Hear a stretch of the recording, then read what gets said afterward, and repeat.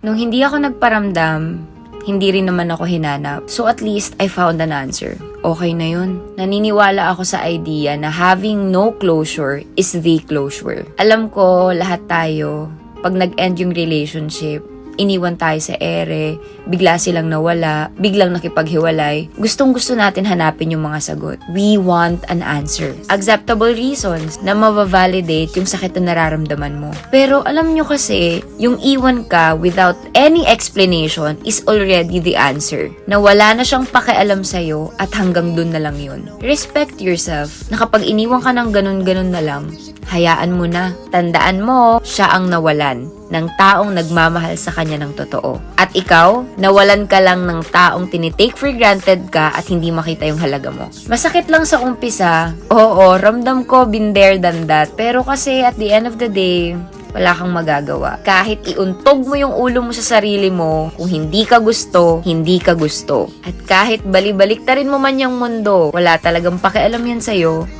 kung ayaw niya sa'yo. At hindi niya makikita ang halaga mo kasi never niya naman talagang tiningnan yun.